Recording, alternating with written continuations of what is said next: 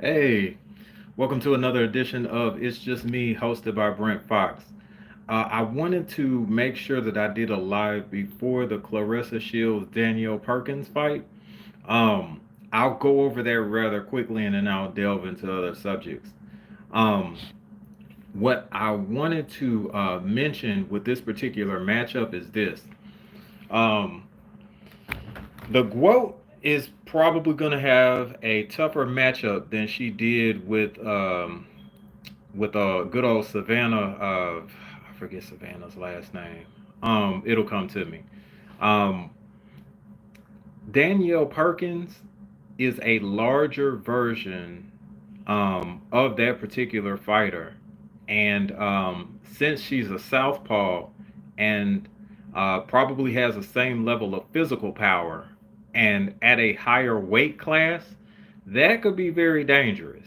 Um, so I just want to make sure that people aren't surprised in case something unexpected happens. Now, what I expect to actually happen with this particular fight with Danielle Perkins is that Clarissa uses her better boxing skills and ability to elude a lot better than she did with the other opponent that she just fought at heavyweight. I think that even though Perkins has respectable speed, I think Clarissa's speed is a lot better.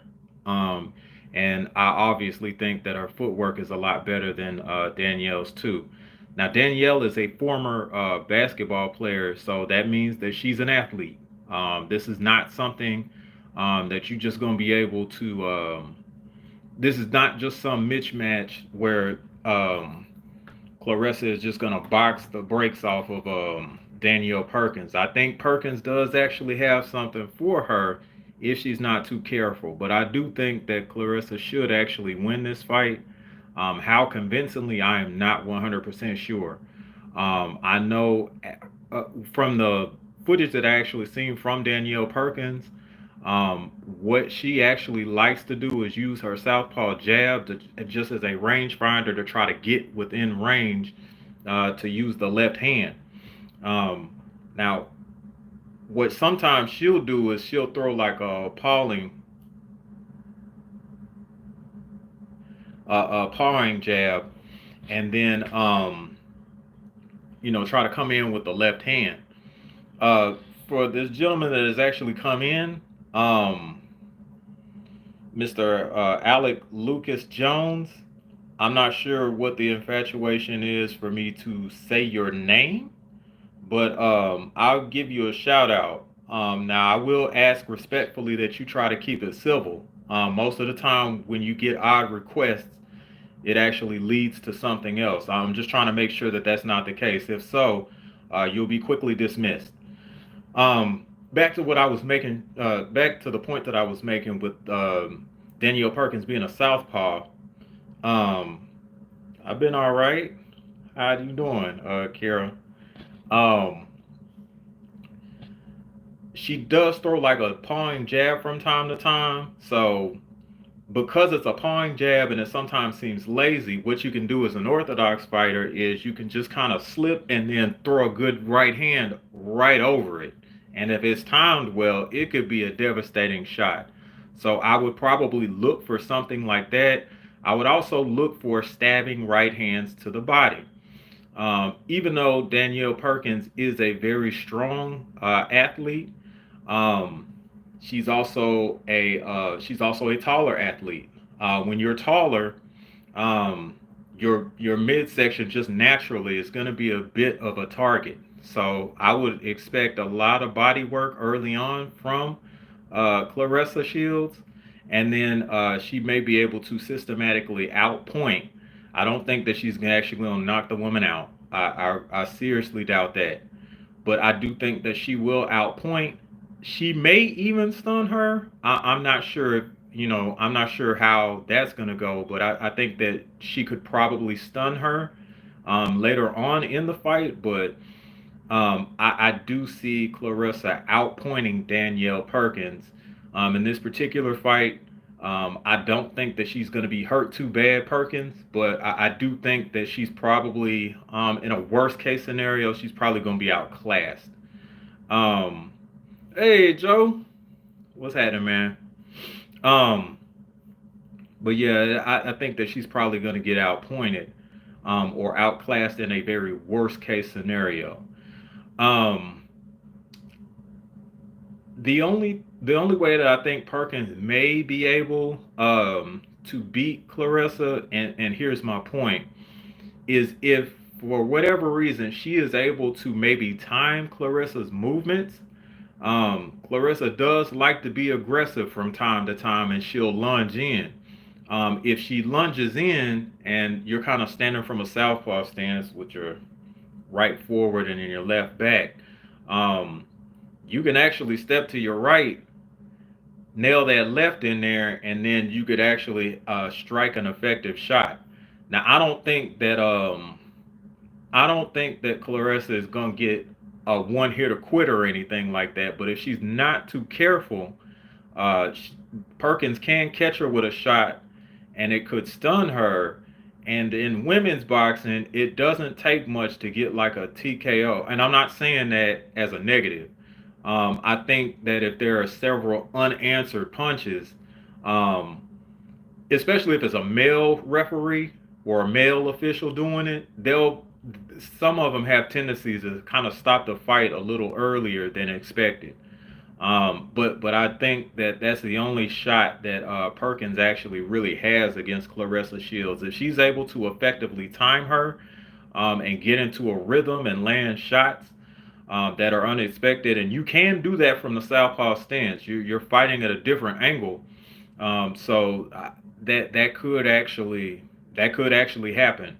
But for the most part, um, I really don't think that Clarissa would be in any real trouble. But it would not surprise me, and Savannah Marshall is who I'm thinking about. It wouldn't surprise me uh, that maybe Danielle Perkins gets in a good shot that maybe stuns or wobbles Clarissa. I don't see a Hannah Gabriel's knockdown, but I can see a shot to where if she times it well enough, it'll definitely get Clarissa's attention, to say the least. It could stun or possibly hurt her, but that's a worst case scenario. But yeah, I think that this is probably going to be a lot more of an intriguing fight than what people think. Um, you know, there were some thoughts that it was kind of like, oh well, Danielle Perkins could be Clarissa Shields, Antonio Tarver, to Clarissa Shields, Roy Jones. But I really, at this point, don't see it like that now. But I do think that she is probably going to give Clarissa a little bit more trouble than what people expect. Um, so it would make for a very interesting fight. The fight is on the zone, I believe, and I think it starts at like 7 p.m. So, in case you want to catch the fight, it's on the zone. Comes on around 7 p.m. Central Standard. Central Standard, and I you wouldn't want to miss that. Now, what I also wanted to make sure that I go over was, of course, the notorious trade with the Dallas Mavericks and the LA Lakers, the Utah Jazz, and also the Clippers, which was brought to my attention by my LWC brother, Coach 67 Sports TV. Y'all can catch his content on YouTube and all social media platforms, I believe. His content on YouTube usually comes on probably 2 p.m. on Saturdays. He has wonderful content. He is one of the very best when it comes to covering Southern athletics and Southern University athletics, excuse me, in Baton Rouge, Louisiana. It is a HBCU, which is a historically black college or university. So you can definitely catch some very insightful and entertaining content from him. Again, that's Coach 67 Sports TV.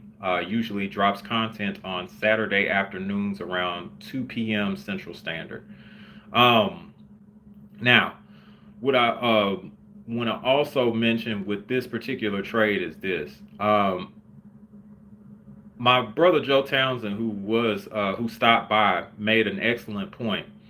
Um, Even though our GM for the Dallas Mavericks, who is Nico Harris, actually was in the forefront of this decision, the ownership, which I believe includes Mark Cuban, had to sign off on this particular deal. Um, it's not very well known why. And of course, what they're saying is that Luca caused all kinds of problems. He doesn't play defense. He's never in the right condition. Yes, he was actually injured for a majority of this particular season. Um, I think he has not played since Christmas, no, around Christmas, I believe. And of course, it's February now. Um, to actually have a franchise that was built around this particular player and then decide that you do not want this player and this particular player is so unbearable that you can't have him at your facility another day, states that there is something deeply personal about what's going on in between the Dallas Mavericks ownership and Luca. Um, I'm not a basketball aficionado, and I do not pretend to be. But I do know a thing or two about business, and I definitely know sports. Um, this this has to be deeply personal. I don't see it any other way. Um, I think that for whatever reason, something else has gone on with Luca and the management. I mean, the front office, excuse me. And it just got to a point to where they just could not do it anymore. Um, they'll never tell the fans like ourselves the real reason of what actually took place. But if you're leaning on, oh, he was just difficult to deal with and he's never in shape, and now, he's injured for an extended amount of time and we can't take it anymore, something else is definitely going on. And for you to actually trade Luca for a guard, and I mean no offense by this, a guard that that the general public, let me put it that way, the general public doesn't know or has never heard of. um, to trade him, and then you have an injury prone center, Anthony Davis. It's just it doesn't make any practical sense, not even from a business standpoint. Usually with good trades, both sides win. We are definitely not winning as Dallas Maverick fans um, with this particular trade. You traded your franchise player for someone that is, and I get it. Luca has not been available himself, but you have literally traded away your best player and the player that this franchise was built around. And we made the NBA Finals last year for someone who, at the very best, is unreliable. And again, I don't know basketball like most basketball aficionados would. They take the time and also probably have been immersed in the game itself to kind of understand basically what player brings what to what team.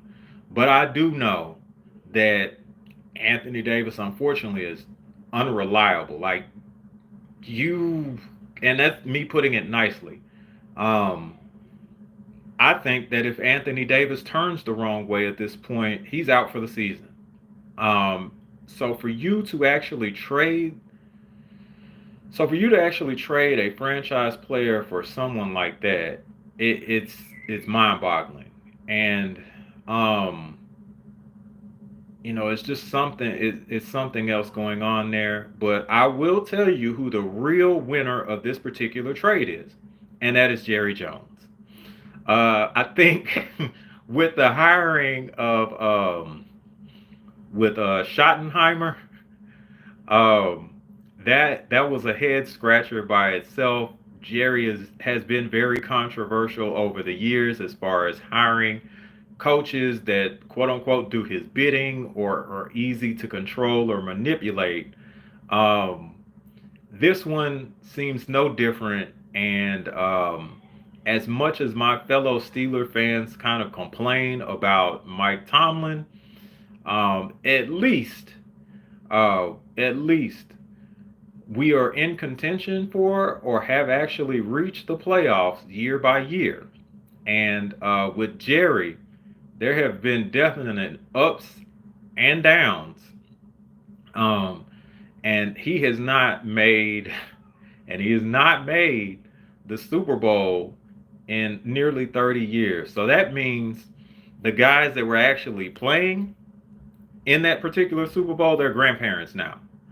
Um, yes, there are literal adults that have been born, have had children of their own, and have not seen a Super Bowl from the Dallas Cowboys. Um, which and they're still yet and still the Dallas Cowboys. And I'm not hating. I'm actually kind of chuckling about this.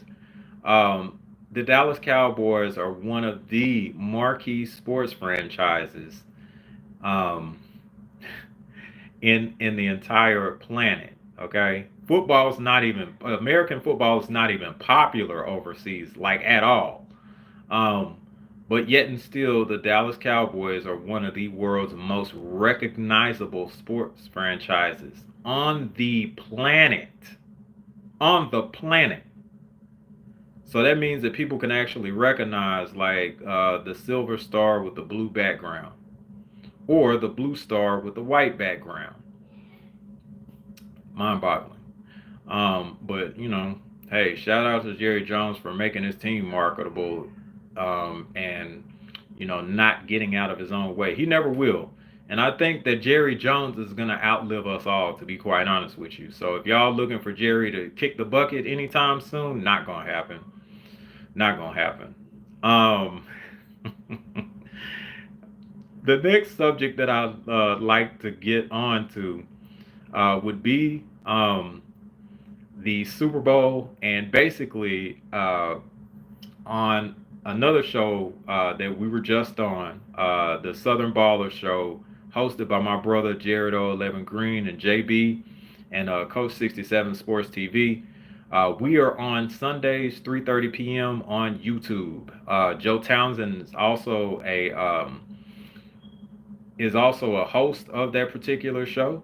Um, so what we were actually talking about as far as the Super Bowl was, of course, on paper and statistically, the Philadelphia Eagles should be able to win against the Kansas City Chiefs. My particular take on that was that despite what it looked like on paper, because if you think about it, the matchups, um, the matchups on paper or by rating, um, would probably go like this. The defensive line for the Philadelphia Eagles versus the Kansas City's offensive line. That should be a huge advantage for the Philadelphia Eagles. The Philadelphia Eagles linebacking core against the backs and tight ends for the Kansas City Chiefs. With the exception of Travis Kelsey, and with the exception of Travis Kelsey, as far as being a receiving tight end, they're pretty much going to win that matchup as well. And then, of course, the secondary for the Philadelphia Eagles versus the receivers for the Kansas City Chiefs is almost laughable. The Philadelphia secondary should be able to have a massive advantage over the Kansas City Chiefs receiving core. They should be covered. They should be covered.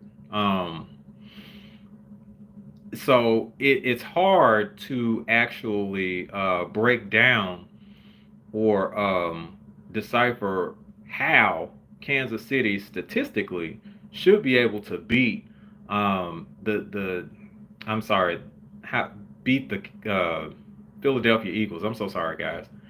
Now, if you look at the other side of the ball with the Philadelphia offense and the Kansas City defense, even though Kansas City's defense is good, you look at the defensive line for Kansas City, and then you look at the offensive line of Philadelphia. There is an advantage for Philadelphia, ever so slight, but there is definitely an advantage for Philadelphia's O line. Also, if you look at the linebacking core for the Kansas City Chiefs, and if you look at the backfield and tight ends for Philadelphia, that is almost laughable. You have Saquon Barkley back there. I don't need to say anything else, really. Um, Barkley is your running back. Case closed. And then what Kansas City secondary versus the Philadelphia Eagles receiving core.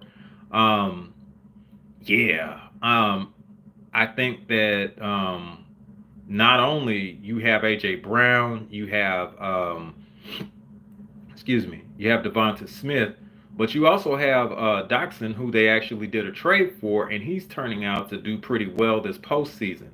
So that matchup alone um, should indicate statistically that the Philadelphia Eagles have a huge advantage. However, here's where it gets dicey. The Kansas City Chiefs have won in very unconventional ways this season. They have won off penalties. They have won off of a freak blocked kick.